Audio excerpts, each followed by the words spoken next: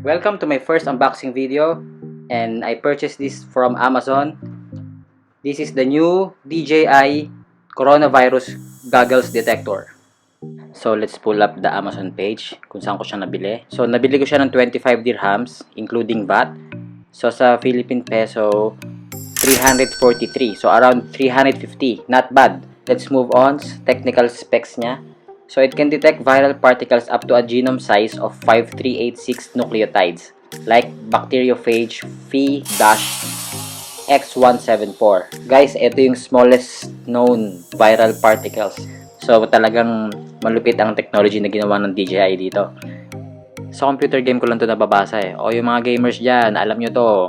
Yes, Chrono sir. Commando. Malupit naman ang technology to. DJI, paano nyo nagawa to? As you can see, it comes with a hard case, like any of their drones. So well built po. So protected po yung gear nyo. So I'm very excited kung anong nasa loob nito. It's promising dahil if this is effective, our frontliners can use this to save lives. So let's open it, guys.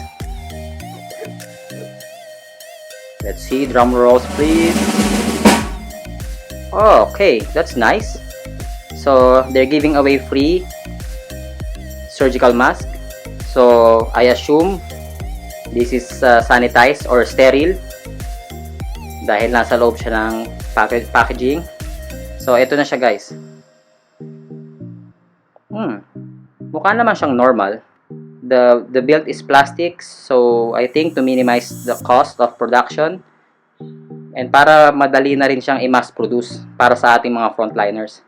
So I'm excited to try this on, guys. So kung makikita natin kung saan yung mga viral particles. So, let's see. Labas tayo at isuot natin siya.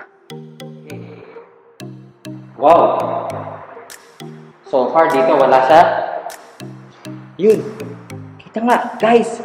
Effective siya. Ang galing. Kita-kita. Tsaka naka-eliminate siya. Daming viral particles nito. So, next time, alam na natin. Ayan. Sa pinto, meron din pinalalapitan. Try natin lumabas, guys.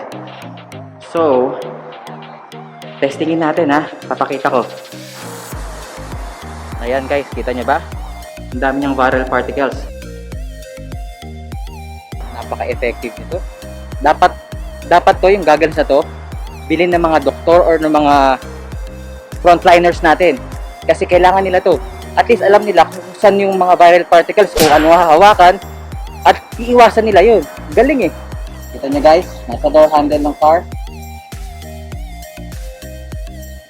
Now you see it, now you don't.